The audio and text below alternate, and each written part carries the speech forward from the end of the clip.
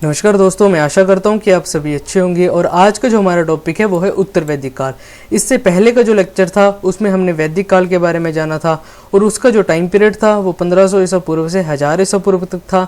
अब इसका जो टाइम पीरियड है 1000 ईसा पूर्व से 600 ईसा पूर्व तक है। अब इसकी पुरातात्विक स्रोतों के बारे में जानते हैं, जहाँ से हमें इस काल के बारे में जानकारी मिली है। ये जो आर्यन लोग थे वो सप्त सैंधव क्षेत्र में रहा करते थे और ये चित्रित धूसर मृद भांड का इस्तेमाल किया करते थे, यानी कि मिट्टी के बर्तनों का इस्तेमाल किया करते थे, जिनकी सहायता से हमें इनके भौगोलिक विस्तार के बारे में जानकारी मिलती है। इस काल में लोहे का उपयोग होने लगा था और लोहे की जानकारी जो थी वो विदेह तक फैल गई थी, यानी कि यहाँ तक लोहे की जानकारी फैल गई थी। यहाँ पे कुछ साक्ष्य मिले हैं और ये पूरे इलाके में ये लोग फैल गए थे, जबकि वैदिक काल में इस वाले इलाके में ये लोग रहा करते थे। अब उत्तर वैदिक काल में ये पूरा इलाका इनके अंडर आ गया था और ये पूरे इलाके में फैल गए थे। यहाँ पे साहित्यिक स्रोत मिले हैं। जो वेद हैं, 3 वेदों की रचना इस काल में होती है, यजुर्वेद, सामवेद और अथर्ववेद।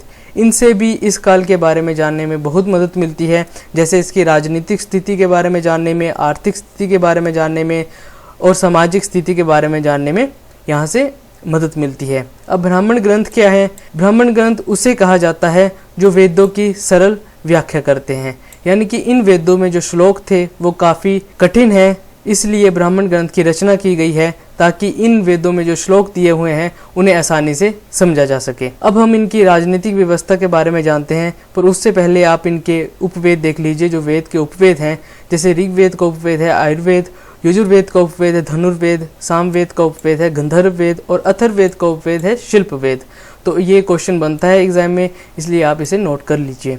अब इसकी सामाजिक व्यवस्था के बारे में बात करते हैं तो इस काल में जातिवादी के भेद का विकास होने लगा, यानी कि छुआछूत यहाँ पे बढ़ने लगी। ऋग्वेदिक काल में वर्ण व्यवस्था चली आ रही थी, उसका आधार जो था वो कर्म था, पर इस काल में जो इसका आधार हो गया वो जन्म हो गया, यानी कि जो ब्राह्मण परिवार में पैदा होगा वो मरते दम तक ब्राह्मण रहेगा और शूद्र परिवार में जो पैदा होगा शूद्र ही रहेगा, चाहे वो कितना भी इंटेलिजेंट है वो ब्राह्मण की जगह नहीं ले सकता। तो इसका जो आधार हो गया वो जन्म हो गया।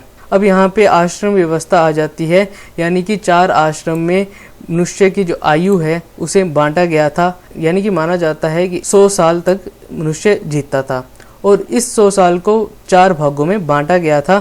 जैसे 0 से 25 तक ब्रह्मचार्य आश्रम, 25 से 50 तक गृहस्थ आश्रम, 50 से 75 वानप्रस्थ आश्रम और 75 के बाद संन्यास आश्रम। 0 से 25 तक का समय था वो ब्रह्मचार्य आश्रम आता है। इसमें जो बच्चा होता है वो शिक्षा ग्रहण करता है और उसके बाद 25 साल के बाद वो गृहस्थ आश्रम में प्रवेश करता है, यानी कि अपने वंश को आगे बढ़ाता है। वानप्रस्थ आश्रम जो होता है वो 50 साल के बाद का आश्रम है, जिसमें वो सारी उम्र जो उसने शिक्षा ग्रहण की उसे वो दूसरों को सिखाता है और 75 साल के बाद वो संन्यास आश्रम में अपना कदम रखता है। इस आधार पर 4 आश्रमों में मनुष्य की आयु को बांटा गया था। अब इस काल में जो व्यवसाय था वो कृषि हो गया और शतपथ ब्राह्मण में कृषि की 4 महत्वपूर्ण क्रियाओं के बारे में पता चलता है, जैसे जुताई होगी, बुआई होगी, कटाई होगी, मढ़ाई होगी। तो इसके बारे में पता जो चलता है वो शतपथ ब्राह्मण में चलता है। भूमि पर व्यक्तिगत अधिकार की धारणा जो थी वो धीरे धीरे प्रबल होती गई। इस काल में जो लोग थे वो 4 तरह के बर्तनों का इस्तेमाल करते थे, काले रंग के मृद भांड, चित्रित मृद भांड और लाल रंग के मृद भांड। उत्तर वैदिक काल में कुछ यज्ञ होते थे जो इम्पोर्टेंट है, जैसे राजसूय यज्ञ जो था वो राज्य अभिषेक के लिए किया जाता था। जो रश्ममेघ यज्ञ था, इस यज्ञ में राजा द्वारा एक घोड़े को छोड़ा जाता था और वो जो घोड़ा था वो जिस जिस क्षेत्र से गुजरता था राजा का अधिकार हो जाता था। वाजपेयी यज्ञ जो था ये रथों की दौड़ करवाई जाती थी। तो इस तरीके से यज्ञ करवाए जाते थे इस काल में।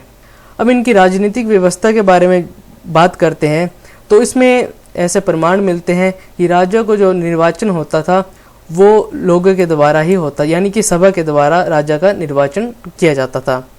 कर्मकांड विधियों से राजा को भी प्रभावशाली बनाया जाता था, यानी कि कोई हवन करवा के राजा को इतना प्रभावशाली बनाया जाता था ताकि लोग उसे देख के ये समझे कि इसे जो है वो देवी शक्ति मिल गई है, यानी कि राजा के पास कुछ ऐसी शक्तियाँ आ गई है और राजा को वो सर्वश्रेष्ठ मानने लगते थे। अब इनकी धार्मिक व्यवस्था के बारे में बात करते हैं तो उत्तर वैदिक काल में जो गंगा यमुना का दोआब है उसी स्थान पर इनका केंद्र था। यज्ञ के अलावा कई अनुष्ठान और मंत्र विधियां प्रचलित होने लगी थी, और जो यज्ञ होते थे वो अब एक धार्मिक स्थान पर हुआ करते थे पहले, पर अब घरों में भी यज्ञ होने लगे। जब ऋग्वैदिक काल था उसमें इंद्र और अग्नि को सबसे महत्वपूर्ण देवता माना गया था, पर इस काल में प्रजापति को सबसे महत्वपूर्ण देवता माना गया। प्रतीक के रूप में कुछ वस्तुओं की पूजा करने लगे, पूजा भी यहाँ पे प्रचलित होती चली गई। इसमें ऐसा माना जाता है कि ये जो वर्ण थे इन्होंने अलग अलग अपने धर्म अपना लिया, अलग अलग अपने देवता को बना लिया था। जैसे शूद्रों के देवता जो कहलाए जाते थे वो पुषण कहलाए जाते थे, और जो पशुओं के देवता रुद्र कहलाए जाते थे अब वो शिव के नाम से जाने लगे। यज्ञ में पशु बलि दी जाती थी, नर बलि दी जाती थी, और इस तरीके की व्यवस्था यहाँ पे प्रचलित हो गई, जिससे इस समाज में कुछ ऐसी बुराइयां पैदा हो गई जो आगे चलते चलते और बढ़ गई। महिलाओं की स्थिति यहाँ पे निम्न होती चली गई, जो आज तक हम देख सकते हैं। अब इस काल के अंत में कुछ ऐसे धर्म आए जिन्होंने इसमें जो प्रचलित कर्मकांड थे, जो उनकी गलत धारणाएं थी, उनको गलत ठहराया। इसमें सबसे प्रमुख धर्म जो था वो बौद्ध धर्म था, जिन्होंने इसकी निंदा की और इसे गलत ठहराया। बौद्ध धर्म का मानना था कि ये जो हम कर्मकांड करते हैं, ये जो वर्ण व्यवस्था है बनाई गई है, ये सब गलत है और सभी लोग समान हैं। और उन्होंने कुछ ऐसे उपाय बताए जिससे लोग अपनी ज़िंदगी अच्छी बना सकते थे, ऐसे मार्ग बताए जिससे लोग समानता की ज़िंदगी व्यतीत कर सकते थे। अब इस समय में कुछ दर्शन भी आए, जैसे चारवाक दर्शन। ये भौतिकवाद पर विश्वास करता था, और चारवाक का मानना है जो इस संसार में दिखाई देता है, जिसे हम महसूस करते हैं, जो हमारे सामने होता है, वही सत्य है। स्वर्ग और नरक को ये नहीं मानता था चारवाक, ये अनास्तिक था।